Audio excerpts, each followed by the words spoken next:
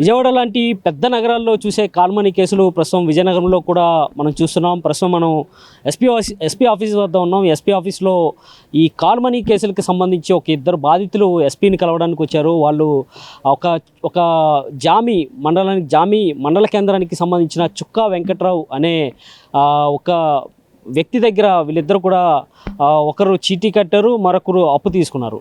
వీళ్ళిద్దరు కూడా ఆ కట్టిన చీటీల కంటే కట్టిన అమౌంట్ల కంటే వాళ్ళ దగ్గర వసూలు చేసిన అమౌంట్లు ఎక్కువ. అయితే తిరిగి వాళ్ళ దగ్గర తిరిగి వీళ్ళ డబ్బులు వీళ్ళని అడిగినప్పుడు ఫిజికల్గా వేధించడం, మానసికంగా వేధించడం, నాతో శారీరకంగా కలవాలి అని చెప్పి ఇట్లా అనేక వేధింపులకు పాల్పడుతున్న కేసు ఇది. ప్రస్తుతం మనతో ఆ బాధితులు ఇద్దరు ఉన్నారు, వాళ్ళతో మాట్లాడే ప్రయత్నం చేద్దాం. అమ్మ, మీ పేరు చెప్పండి ఫస్ట్, ఆ తర్వాత అలాగే మీరు ఎవరు, అంటే చుక్కా వెంకట్రావు అసలు ఎవరు, మీరు అతని దగ్గర ఎంత వాడారు, లేకపోతే మీరు ఏమైనా చీటీ కట్టారు, అసలు మీ కేసు ఏంటమ్మా? నా పేరు పొట్నూరు భవానీ సార్. చుక్కా వెంకట్రావు దగ్గర నేను చీటీలు వేసాను సార్. 14 లక్షలు చీటీ వేసాను సార్. 14 లక్షలు అంటే ఒకేసారి 14 లక్షలు? ఒకేసారి కదా సార్, 6 లక్షల చీటీ వేరేగా సార్. 6 లక్షల చీటీ మా చెల్లి పేరు మీద వేసాను సార్. 6 లక్షల చీటీ మళ్ళీ 2 లక్షల చీటీ నా పేరు మీద వేసుకున్నాను సార్. మొత్తం 14 లక్షల చీటీ సార్.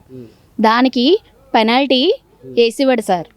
మొత్తం టోటల్ ఎందుకు వేసేవాడమ్మా అంటే మీరు చీటీలు కడతారు, మీరు నెల అయ్యేసరికి ఇంత అమౌంట్ ఆడికి కడతారు, లాస్ట్లో మళ్ళీ ఆ టోటల్ అమౌంట్ ఎంత అయితే అంత అమౌంట్ తిరిగి నీకు ఇవ్వాల్సి ఉంటుంది. అసలు నీకు పెనాల్టీ ఎందుకు వేసాడు వాడు? ఒక నెల లేట్ అవుతాయి సార్, పెనాల్టీ వేసేవాడు సార్. అంటే మీరు కట్టాల్సిన తేదీ కంటే అవును సార్, పెనాల్టీ సార్. ఇప్పుడు నేను దుబాయ్లోని పాస్ పనులు అవి చేసుకునేదాన్ని సార్. నెలలకి అక్కడ కొంచెం లేట్ అవుతుంది సార్. మన ఇండియాలో అయితే టైంకి ఇస్తారు సార్, అక్కడైతే టైంకి ఇవ్వరు సార్. 15 రోజులకి 20 రోజులు పడుతుంది సార్ జీతం రానందుకి. అలాగా దాన్ని పెట్టి టైం దాటిపోయింది మీది అని అనేసి ఇలాగా చీటీలకి పెనాల్టీ వేసి ఇలా చేసేవాడు సార్. చేసిన అమ్మకి నేను డబ్బులు పంపించేదాన్ని సార్. పంపిస్తే తమ్ముడు అమ్మ వెళ్ళి కట్టేవారు సార్. కడితే ఆ రసీదులు ఏవి అని అనేసి అమ్మ తమ్ముడు అడిగేవారు. ఆ రసీదులు మీకు సంబంధం లేదు, ఎవరైతే చీటీలు వేసారో వాళ్ళే వచ్చి నన్ను అడగాలి అని అనేసి అన్నాడు సార్ ఈ చుక్కా వెంకట్రావు గారు. అని అంటే సరే సార్ అని అనేసి చాలాసార్లు అడిగినా కూడా బయట నుంచే నువ్వు మాట్లాడాలి, లోపలికి వచ్చి మాట్లాడినందుకు వీలు లేదే నువ్వు అని అనేసి మా అమ్మగారిని కూడా చాలా మాటలన్నీ అన్నాడు సార్ చుక్కా వెంకట్రావు గారు. అది ఇప్పుడు నేను మొన్న దుబాయ్ నుంచి వచ్చాను సార్. దుబాయ్ నుంచి వచ్చిన తర్వాత నా చీటీ డబ్బులు మొత్తం అడిగాను సార్. మొత్తం 20 లక్షల వరకు. మీరు దుబాయ్ ఎప్పుడు వెళ్ళారమ్మా? ఎన్నాళ్ళు అతనికి చీటీ అమౌంట్లు కట్టారు? మళ్ళీ మీరు ఎప్పుడు దుబాయ్ నుంచి తిరిగి వచ్చారు? 20 నెలలు సార్ చీటీలు. 20 నెలలును పూర్తిగా కట్టాం సార్. మేము 2021లోని వెళ్ళాం సార్ మేము దుబాయ్. 3వ నెలలో వెళ్ళాం సార్ దుబాయ్. 3వ నెల నుంచి ఇంకా అక్కడి నుంచి ఇలా కట్టుకొని వచ్చాం సార్. ఆగస్టులోని పూర్తి అయిపోయింది సార్ మా చీటీలన్నీ మొన్న. అవును సార్, 20 నెలలు పూర్తి అయిపోయాయి సార్. 20 నెలలు పూర్తి అయిపోయిన తర్వాత నేను మొన్న 3వ నెలలో వచ్చాను సార్. 3వ నెలలో వచ్చినప్పుడు దుబాయ్ నుంచి వచ్చిన తర్వాత ఇతని దగ్గరికి నేను ఒక 5 రోజులు గ్యాప్ ఇచ్చి వెళ్ళాను సార్. నా చీటీ డబ్బులు ఏమిటి సార్ అని అనేసి అడిగాను సార్. అడిగితే ఇలా భీమసింగ్లోని ఇల్లు ఉంది, ఆ ఇల్లు నువ్వు తీసేసుకో, ఆ ఇల్లు నీ పేరుని రిజిస్ట్రేషన్ చేయించేస్తాను, ఈ చీట్ డబ్బులు 14 లక్షలును అలా సరిపోయలే అని అన్నాడు సార్. పైన లక్షలు కాకుండా మళ్ళీ మీకు ఎక్స్ట్రా అమౌంట్ అడిగాడు కదా? అవును సార్, ఈ వడ్డీ డబ్బులు మొత్తం నేను కట్టాను కదా సార్, ఏంటి 14 లక్షలు అని అనేసి మీరు అంటున్నారు అని నేను అడిగాను సార్. 9 లక్షలు నేను కట్టాను సార్. మళ్ళీ ఈ చీటీ డబ్బులు కాకుండా ఈ పెనాల్టీ మొత్తం 20 లక్షల వరకు నాకు దగ్గర కట్టించుకున్నాడు. అవును సార్. అది కాకుండా మీరు ఇంకెంత కట్టారు ఎక్స్ట్రా? ఎక్స్ట్రా ఇంకా 6 లక్షలు కట్టాను సార్. 6 లక్షలు కాకుండా ఇంకా మళ్ళీ 9 లక్షలు తీసుకున్నాడు సార్ నా పైన. అంటే మొత్తం 29 లక్షలు? అవును సార్, 29కి నాకు ఇల్లు రిజిస్ట్రేషన్ చేయిస్తానని, భీమసింగ్లో ఉన్న ఇల్లు రిజిస్ట్రేషన్ చేయించేస్తాను అన్నాడు. ఇప్పుడు నేను ఆ ఇంట్లోని స్కూల్ పక్కనే ఇల్లు అండి. ఇప్పుడు నేను ఆ ఇంట్లో వ్యాపారం పెట్టుకున్నానండి, చిల్లర సామానం కొట్టు పెట్టుకున్నానండి. పెట్టుకుంటే ఇప్పుడు అంటున్నాడు సాధికంగా చీటీ డబ్బులు సరిపోయి అన్నీ సరిపోయి నేను ఇల్లు రిజిస్ట్రేషన్ కాదే ఏమి నేను చెయ్యను అయినానా అని అనేసి అంటున్నాడు సార్. అనిన తర్వాత సాధికంగా నన్ను అంటున్నాడు సార్. నన్ను మంది కాకుండా నా చెల్లెళ్ళు కూడా అంటున్నాడు సార్. ఈరోజు నా చెల్లి పెళ్ళి కూడా ఆగిపోయింది సార్. అయినా నా చెల్లి పెళ్ళి కూడా ఆగిపోయింది సార్. ఈరోజు నా కుటుంబం అంతా రోడ్డు మీద పడ్డది సార్. అయినా నేను ఎవడ దిక్కున్నా చెప్పుకోయే, నువ్వు మాలవే అయినానా అది ఇదని అనేసి సాది రకంగా చాలా మాటలు సార్. Torture ఎట్టివాడు sir. ఉదయం పూట్ల పడుకొని ఇచ్చేవాడు కాదు, రాత్రులు ఇప్పుడు పడుకొని ఇచ్చేవాడు కాదు సార్. ఫోన్ల మీద ఫోన్లు అలా చేసుకునే ఉండేవాడు సార్. ఆ పిల్ల ఇంకో పిల్ల ఉంది సార్, చుక్క లక్ష్మి సార్, అతని దగ్గర పనిచేసిన అమ్మాయే. ఆ అమ్మాయే సార్ నేను నెలవబడికి చీటీ డబ్బులు ఇవన్నీ కట్టించుకునేది సార్, వడ్డీ డబ్బులు ఇవన్నీ కట్టించుకునేది. ఆవిడికి నేను చెప్పుకొని బాధపడేదాన్ని సార్. ప్రతిసారి ఫోన్లో నేను చెప్పుకొని బాధపడేదాన్ని. ఆవిడ మొన్న నేను చెప్పిన వెంటనే ఆవిడ ఏటన్నా తెలుసు సార్, నేను వెళ్ళి కంప్లైంట్ పెడతానని అనేసి పబ్లిక్గా నేను చెప్పాను సార్. ఆవిడకి ఫోన్ చేసి నేను చెప్పాను. ఇతను ఫోన్ అవ్వలేదండి, కలవలేదు ఇతను ఫోన్. కలవకపోతే ఈవిడికి ఫోన్ చేశాను సార్. ఈవిడికి ఫోన్ చేసి నేను ఇలా కంప్లైంట్ పెట్టాలనుకుంటున్నాను, నేను వడ్డీ డబ్బులు కానీ ఏవి కానీ నేను కట్టలేను, నా చీటీ డబ్బులు అబద్ధం ఆడాడు అని అనేసి నేను అన్నాను సార్. నా ఇల్లు రిజిస్ట్రేషన్ కూడా చేయలేదు సార్ అని అనేసి నేను ఆవిడతో చెప్పాను. సాధికారంగా నన్ను వచ్చి పోమంటున్నాడు. అయినా ఆడు నేను కాలు పట్టుకోవాలా, అయినా నేను ఆడి బతులు మాడుకోవాలా అని అంటే ఆవిడ అన్నది సార్, ఆడు డబ్బున్నవాడు అయినా ఆడి పేరే చెల్లుతుంది, డబ్బులు విసిరితే ఎంతసేపు 50,000 విసిరితే నువ్వు ఏమాత్రం అని అనేసి అన్నది సార్. కావాలంటే కాల్ రికార్డింగ్స్ కూడా నా దగ్గర ఉన్నాయి సార్, వాయిస్ రికార్డింగ్లు కూడా ఆవిడకి ఉన్నాయి సార్. ఆవిడకి ప్రతి రోజు, ప్రతి రాత్రి, ప్రతి ఉదయం కూడా మధ్యాహ్నం పూటలో కూడా నేను ఫోన్ చేసి నన్ను ఇలా మనకి రమ్మంటున్నాడు, ఏం చేయాలో నాకు అర్థం అవ్వట్లేదు అని అనేసి ఇంకా నేను భరాయించలేక నేను చచ్చిపోదాం అనుకున్నాను సార్. ఇవన్నీ టార్చర్లు తట్టుకోలేక నేను ఇంకా చచ్చిపోదాం అని అనేసి, నా కుటుంబం నేనే సార్, నేనే చూసుకోవాలి సార్, అయినా నేనే పోషించుకోవాలి, మా అమ్మనైనా మా చెల్లినైనా నేనే సార్, అన్నీ నేనే చేసుకోవాలి. అయినా ఇలాగా హింసిస్తున్నాడు నన్ను, నేనేం చెయ్యాలి అని అనేసి అంటే ఆ పిల్ల అన్నది, ఆడు 50,000 విసురుతాడు, అప్పుడు నువ్వు ఎవరికి ఏం చేస్తావు, అయినా ఏమి చేయలేవు, అయినా ఆడమాటే చెల్లిస్తుంది, అయినా డబ్బున్న వాళ్ళ వైపే మాట్లాడతారు, పేదదాని వైపు మాట్లాడరు అని అనేసి ఆవిడ అన్నది సార్. అనగానే ఇంకా నేను ఫోను కట్ చేస్తాను సార్. నేను సచ్చి సావులో ఉంటే ఇగోండి ఆ అన్నయ్య వచ్చి, మా పొట్నూరు మా ఇంటి పేరు ఆ అన్నయ్య పేరు ఒకటేనండి, ఇద్దరింటి. అమ్మ నేను మినిస్టర్ దగ్గర తీసుకెళ్తాను రండి, అక్కడ లెటర్ పెట్టేసి రాద్దాము మాట్లాడదాము అని అనేసి ఇలాగ అన్నారు సార్. మేడం నేను ఇప్పుడు కలిసానండి, కలిస్తే జామ్ పోలీస్ స్టేషన్కి ఎస్ఐకి ఇవ్వమ్మా అని అన్నారండి. కాగితం ఇచ్చారండి, ఇదిగో ఈ పేపర్ తీసుకెళ్ళి ఇమ్మన్నారు సార్.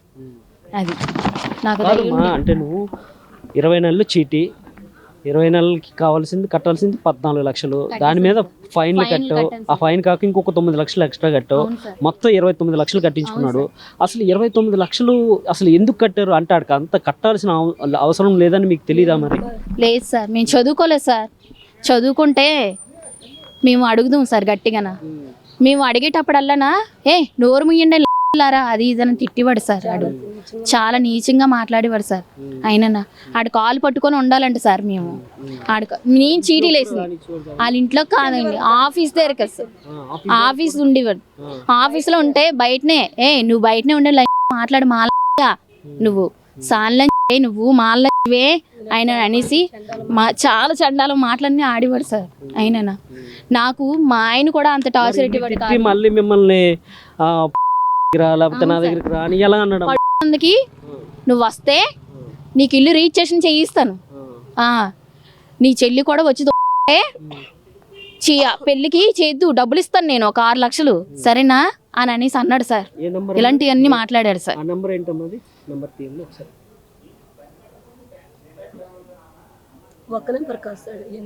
చాలా నంబర్లు ఉన్నాయి సార్. పర్సనల్ నంబర్ ఏముంది? పర్సనల్ నంబర్ అంటే ఏది లేదు సార్, అంటే అతనివి చాలా నంబర్లు ఉన్నాయండి. ఈ నెంబర్ చూపించండి, నేను ఫోన్ పే అది చేయించాను కదా. మీరు ఫోన్ పే చేసేవారమ్మా? లేదండి, నేను చదువుకోలేదు సార్, నాకు ఫోన్ పేలు గట్ట తెలీదు. అమ్మనిచ్చి పంపించిన అమ్మగారు కూడా ఏం చదువుకోలేదు. అమ్మ వెళ్ళి కట్టింది, కడితే ఆవిడ కూడా కట్టినవి రసీదులు గట్ట ఇచ్చేయండి అని అంటే రసీదులు ఇంకా నేను అవి కాకుండా అండి సంతకాలు పెట్టించుకున్నాడండి ఇన్ని స్టాంపుల పేపర్ల మీద. మళ్ళీ నుంచి అవేవో ముద్రల మీద స్టాంపు పేపర్ల మీద ముద్రలు ఉంటాయి కదండి, స్టాంపులు వాటి మీద సంతకాలు ఎట్టించుకున్నాడండి, 7 ముద్రలు ఎట్టించుకున్నాడండి. మొత్తం అవి 9 ఇవి 9 వాటి మీద సంతకాలు ఎట్టించుకున్నాడండి. ఇప్పుడు అవునండి, ఆ స్టాంప్ పేపర్ల మీద ఏం రాశాడు అనేది మీకు తెలియదు? ఏమి రాయలేదండి, ఖాళీ పేపర్ మీద ఇదిగోండి ఇలాంటి ఖాళీ పేపర్ల మీద సంతకం పెట్టించుకున్నాడండి. అవును. ఉమ్. కాదమ్మా, ఇప్పుడు ఈ నంబర్ బసంత్ అని ఉంది కదా, ఇది 9996, ఇది ఆయన నెంబర్ ఏనమ్మా? ఇది ఆయన నెంబరేనండి. ఇప్పుడు మళ్ళీ ఇంకో 2 నెంబర్లు ఉన్నాయి సార్. ఆ 2 నెంబర్ల నుంచి ఫోన్లు చేసి టార్చర్ పెట్టేవాడు సార్. ఆ 2 నెంబర్లు కూడా ఉన్నాయండి, చూపిస్తా. Okay okay. అయితే మొత్తానికి అంటే మీరు ఎప్పుడు అంటే మీరు ఇప్పుడు ఆగస్టులో వచ్చారు, లాస్ట్ ఇయర్ ఆగస్టులో వచ్చారు, అప్పటి నుంచి ఇదే బాధమా మీరు పడుతుంది? లేదు సార్, మొన్న మేము 3వ నెలలో వస్తాం సార్. ఆగస్ట్ నెలకి క్లోజ్ అయిపోయి సార్. మొన్న చీటీలన్నీ 20 నెలల చీటీలన్నీ క్లోజ్ అయిపోయామాట.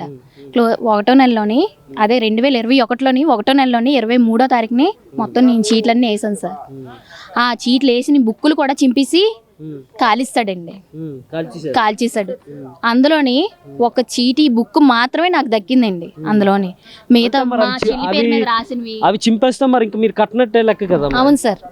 వెళ్ళి ఏ దిక్కున్నాడో చెప్పుకుంటారో చెప్పుకోండి, అయినా నాకేంటే నాకు డబ్బు ఉందే, నేను ఏమైనా చేయగలను మిమ్మల్ని అని అనేసి వెళ్ళే, నువ్వు మాల్లంజివే, అయినా నా దగ్గర బోల్డ్ మంది తొంగున్నారే, అయినా నువ్వు తొంగనందుకు ఆలోచిస్తున్నావేంటే, కులం తొక్కుదానా, అయినా నాలంటోడు నీ పక్కన పడుకోవడమే గొప్పే, అయినా అని అనేసి ఇలా లేనిపోయినవన్నీ మాటలన్నీ అన్నాడు సార్. అయినా లేనిపోయిన మాటలన్నీ ఇలాగా టార్చర్ పెట్టి ఇలా అన్నాడు సార్. అయినా షాప్ దగ్గర కాదు, మొత్తం ఆ పిల్ల ఉంది కదండి, అతని దగ్గర బసన్న దగ్గర పనిచేసిన. ఇది ఒకసారి మనం చూస్తున్నాము. ఒకటి 30,000 చొప్పున 6 లక్షల చీటీ ఒకటి, రెండోది 10,000 చొప్పున 2 లక్షల చీటీ ఒకటి, మరి ఇంకొకటి 6 లక్షల చీటీ ఒకటి, మొత్తం 14 లక్షల చీటీలు.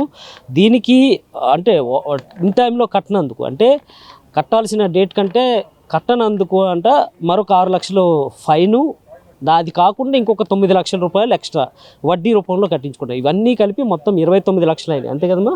29 లక్షల రూపాయలు అంటే కట్టిన చీటీలకు అంటే 14 లక్షలు చీటీలు వేస్తే, అంటే ఇది తీసుకున్న అప్పు కాదు, కేవలం చీటీలు వేసి తిరిగి మళ్ళీ ఆ చీటీల డబ్బులు మళ్ళీ తిరిగి తీసుకున్నందుకు, అంటే ఇండైరెక్ట్గా అమ్మాయి దాచుకుంది డబ్బులు, 14 లక్షల రూపాయలు దాచుకున్న అమౌంట్ మీద మళ్ళా 15 లక్షలు ఎక్స్ట్రా కట్టించుకున్నాడు. అంటే ఎంత దారుణంగా ఈ కాల్ మనీ కేసు అనేది మనం చూస్తున్నాం. మొత్తం 29 లక్షల రూపాయలు కట్టించుకోవడం కాకుండా తిరిగి డబ్బులు ఇవ్వను, మీరు పడుకోండి, ఇది అదని చెప్పి వీళ్ళని మానసికంగా హింసించి తిరిగి ఏదైతే ఆ చీటీలు వేసారో ఆ బుక్లు కూడా చింపేసి టోటల్గా వీళ్ళని మొత్తంగా వీళ్ళని హెరాస్ చేస్తున్న పరిస్థితి అయితే ఉంది.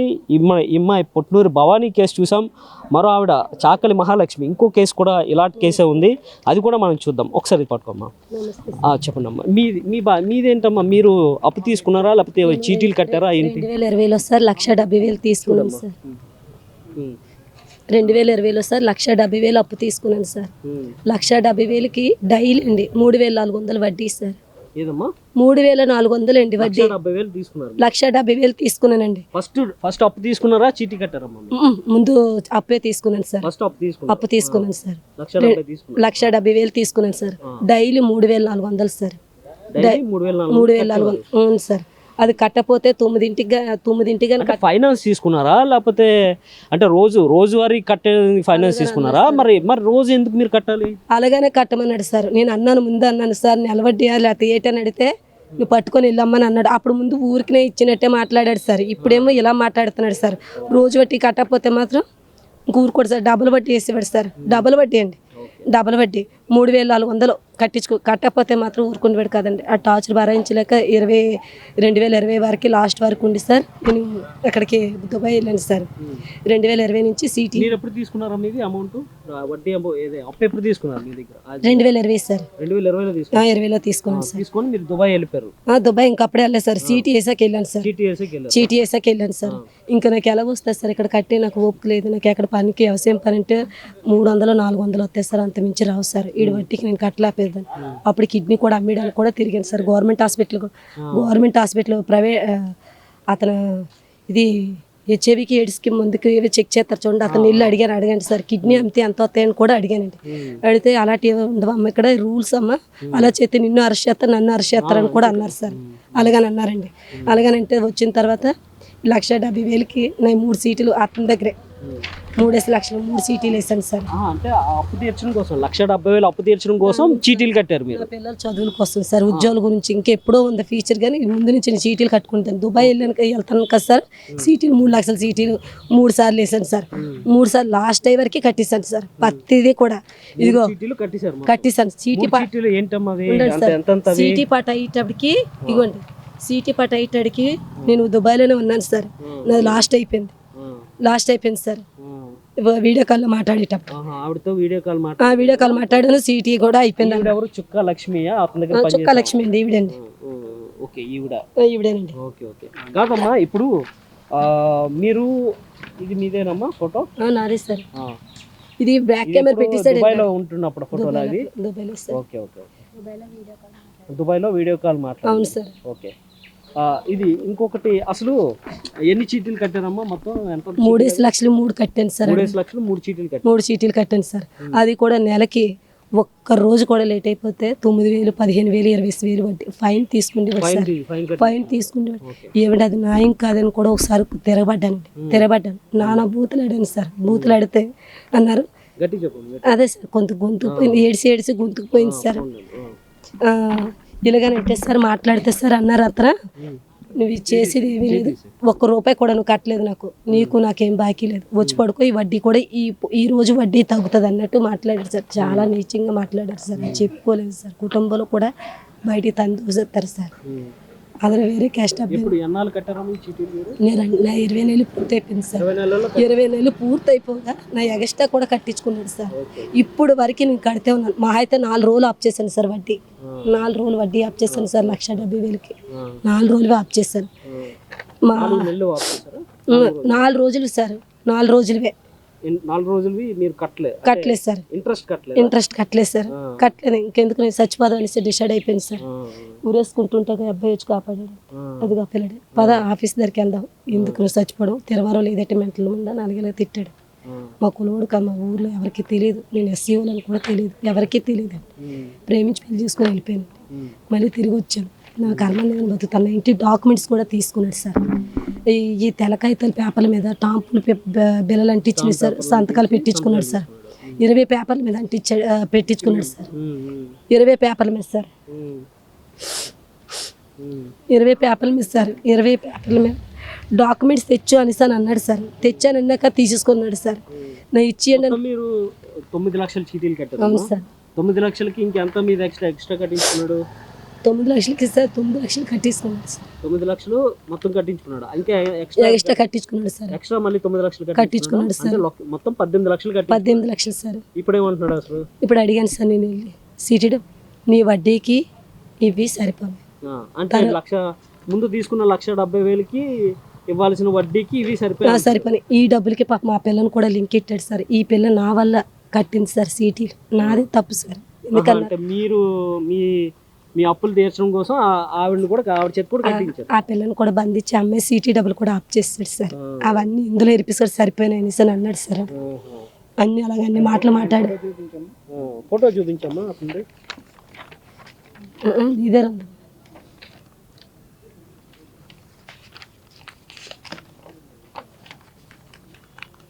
ఇంకో ఫోటో ఏదమ్మా ఇప్పుడు తెచ్చాను బస్.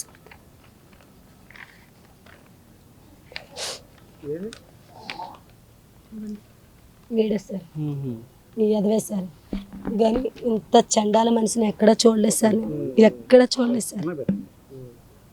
ఈ ఫోన్లో కూడా ఆ టైంకి ఆ డబ్బులు కానీ లేకపోతే ఆ డబ్బులు ఫోన్లో నా కొడుకుతో కూడా చేపించిద్దాను సార్.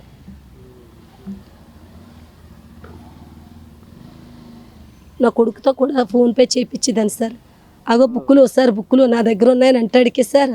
నా బుక్ ఎంత కట్టావమ్మా మొత్తం టోటల్ గా? నువ్వు ఇప్పుడు ఎంత వరకు కట్టావు? నీకు ఇంకెంత రావాలి అతని దగ్గర నుంచి? నేను రావాల్సినవి అయితే సార్ 23 లక్షలు దగ్గర నాకు వస్తాయి సార్. 23 లక్షలు రావాలి. 23 లక్షలు సార్.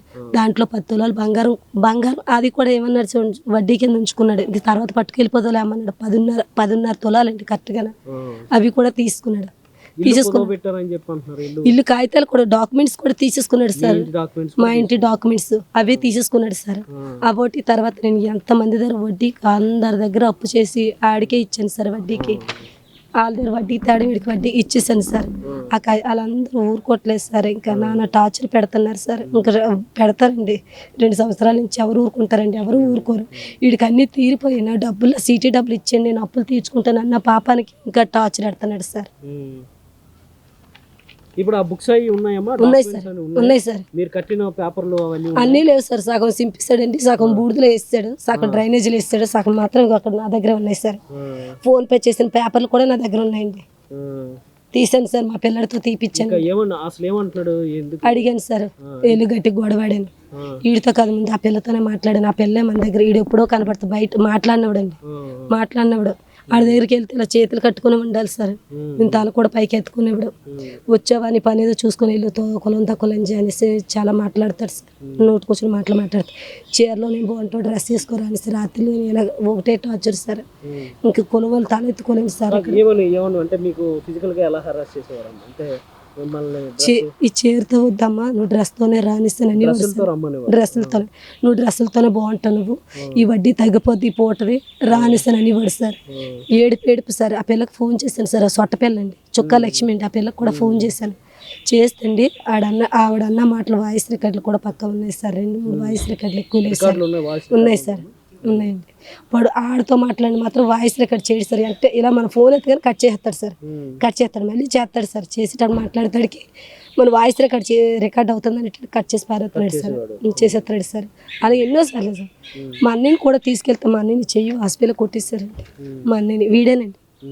మా అమ్మని ఎన్నోసార్లు నోటుకొచ్చిన మాటలు మాట్లాడండి. వీధిలో కూడా ఇంటికి వెళ్ళిపోయి నేను లేనప్పుడు దుబాయ్లో ఉన్నప్పుడు సార్ ఇంటికి తాళం వేసేస్తారని బయట నుంచి పెట్టి బాధ పెట్టాడండి. ఆవిడ 1,60,000 ఆవిడ పట్టుకొని వెళ్ళింది సార్. 1,60,000 పట్టుకొని వెళ్ళింది సార్. 1,60,000 ఒకటి, 2,50,000 ఒకటి మా అమ్మ కూడా పట్టుకొని వెళ్ళింది సార్. ఇది సూరిబాబు పంతులండి, గొల్లావిడ దగ్గరండి. వీళ్ళందరి దగ్గర అప్పులు చేసి కట్టడం కోసం రకరకాల అన్ని చోట్ల అప్పులు చేసి కట్టేవారు. కట్టాను సార్. అంటే సీటీ డబ్బులు వచ్చేది తీర్చేస్తాం కదా. దుబాయ్ లో మీ సాలరీ కాకుండా అన్ని ఇచ్చేసాను సార్. అన్ని డబుల్ డ్యూటీ సార్. మీ బంగారం తాకట్టు పెట్టారు? బంగారం మొత్తం అన్ని ఆడికి ఇచ్చేసాను. 4,000 dirhams సార్. నాకు అక్కడ 4,000 dirhams డబల్ డ్యూటీ చేసేదాన్ని సార్. 4,000 dirhams అంటే ఎంత? ఇక్కడ 90,000 దగ్గర వస్తాయి సార్. 90,000 అండి. అలాగే అక్కడ పెండాకుడికి వేసేదాన్ని అండి. అక్కడ పెండాకుడికి వేసేదాన్ని. వీళ్ళ అమ్మగారి నుంచి పంపిదాన్ని. మా అమ్మకి నాకంటే ఆవిడకి ఇంకా తెలియదండి. ఆ డబ్బులు ఎంతో కూడా ఆవిడ తెలియదండి. అలా పట్టుకొని వెళ్తే మనిషిని వెనకాల తీసుకెళ్ళండి. ఫోటోషూట్ రవి అంటే పేరేనండి. అతను తీసుకుని వెళ్తే నీకు మాకు సంబంధం లేదు, నువ్వు గుమ్మం దిగి మాట్లాడన్నాడు. ఈవిడ లోపలికి వెళ్ళి డబ్బులు తీసుకుని మీ పిల్ల నేను మాట్లాడతానని వెళ్ళిపోమన్నాడు. 2,60,000 మా అమ్మ పట్టుకెళ్ళి ఇచ్చింది సార్. తర్వాత మా మేనాలని తీసుకుని వెళ్ళింది. నువ్వు గుమ్మం దిగి మాట్లాడు బాబు, ఇక్కడ రావద్దని అనేసి ఆడ నోటి కోసం తిట్టాడట. మా అమ్మ దగ్గర డబ్బులు తీసుకున్నాడు సార్. మా అన్న ఇల్లు అడిగినందుకు ఎన్ని మా చెల్లి కాగితాలు గట్టని పెట్టుకుంటూ పెట్టండి. అది తాగిసి వెళ్ళి గొడవడితే సార్ మండవ హాస్పిటల్ ఇప్పటికే దెబ్బలు ఉన్నాయి సార్. అడికి మండవ హాస్పిటల్ కొట్టేశారు సార్. కొట్టేశాడు, ఆడే కొట్టేశాడండి. మనుషులు ఉంటారా? మనుషులు ఉన్నారు సార్, 2 ఉన్నారు సార్. ఒకడేం గుణాల్లో ఉంటాడు, ఒకడు పర్వాలేదండి. పర్వాలేదు. మీకు తెలిసిన వాళ్ళే అంతానా? నాకు తెలియదు అంటే తర్వాత మనకండి తెలియని వాళ్ళు చాలా మంది వస్తుంటారండి వాళ్ళ ఇంటికి. మనం అలా అన్నీ మనకు తెలియదు కదండి. ఎవరెవరో మళ్ళాటోళ్ళు సీటీలు కట్టుకున్నాను కానీ ఎంతో మంది చచ్చిపోయారు సార్ అడి వల్ల. ఎంతమంది మమ్మ ఇలాంటి బాధితులు ఎంతమంది ఉన్నారు? టోటల్ 9 మంది సార్. ఇలాంటి బాధ అయితే నాకు తెలియదు కానీ చాలా మంది బాధపడిన వాళ్ళు ఉన్నారు సార్. మీరు ఊర్లో వచ్చి ఎంక్వైరీ చేస్తే చెప్తారు సార్. ఇలా అన్ని కట్టించుకోవడం లేకపోతే పడుకోమని చెప్పడం ప్రతి ఒక్క వాళ్ళ దగ్గర ఉన్నాయి కూడా లాగేసుకుని ఇవ్వడండి. అన్యాయంగానే వడ్డీలు అవి వేసి అలా ఇంకా ఆత్మహత్యలు అవి చేసుకునేవారండి. చేసుకునేవారు ఇలాగా తెలియక. ఇంతవరకు పోలీస్ స్టేషన్ కట్టారు. ఇదైనా సరే మాకు తెలియదు సార్. నేను కూడా వస్తువులు కట్టారు రవి జ్యువెలర్లో పెట్టేసి చాలా అంతా కట్టానండి. చీట్లు కాట్లకే కట్టేసానండి. డబుల్ వేసాడండి ఇలా. ఇది చూస్తున్నాం. ఈ చుక్కా వెంకట్రావు జామికి సంబంధించిన చుక్కా వెంకట్రావు అనే ఈ వ్యక్తి చేస్తున్న అరాచకాలు ఒక్కొక్కటిగా బయటపడుతున్నాయి. ప్రస్తుతం మనతో 2 బాధితులు మాట్లాడారు. ఇంకా చాలామంది బాధితులు ఈ చుక్కా వెంకట్రావు బాధను భరించలేక, వీడు పెడుతున్న హింసను బాధను భరించలేక కొంతమంది సూసైడ్ కూడా చేసుకున్నారని చెప్పి వీళ్ళు చెప్తున్న పరిస్థితి ఉంది. ఒక్కొక్కరి నుంచి వడ్డీలు కాకుండా చక్రవడ్డీలు ఇలా అనేక రకాలుగా వసూలు చేసి అవి కాకుండా ఆ బుక్కులు చింపేసి మానసికంగా వేధించి ఫిజికల్గా వేధించి పడుకోమని చెప్పి ఇలా అనేక రకాలుగా వేధించిన ఈ గనుడి చరిత్ర మనం చూస్తున్నాము. వీళ్ళ మీద పోలీసులు ఎట్లాంటి యాక్షన్స్ తీసుకుంటారనేది మనం చూడాల్సి ఉంది. ప్రస్తుతానికైతే వీళ్ళు ఎస్పీ ఆఫీస్లో కంప్లైంట్ చేయడానికి వచ్చారు. ఫస్ట్ టైం అంటే ఎక్కడ కూడా వీళ్ళు కనీసం లోకల్ పోలీస్ స్టేషన్లో కూడా కంప్లైంట్ చేయలేదు. డైరెక్ట్గా ఎస్పీ ఆఫీస్కి వచ్చి వీళ్ళు కంప్లైంట్ చేస్తున్న పరిస్థితి ఉంది. వీరి మీద ఎస్పీ మేడం మాట్లాడిన తర్వాత లోకల్ పోలీస్ స్టేషన్కి మళ్ళీ అప్పచెప్పారు. వాళ్ళు ఎలాంటి యాక్షన్స్ తీసుకుంటారు, వాళ్ళు ఎలాంటి దర్యాప్తు చేస్తారనేది మాత్రం చూడాల్సి ఉంది.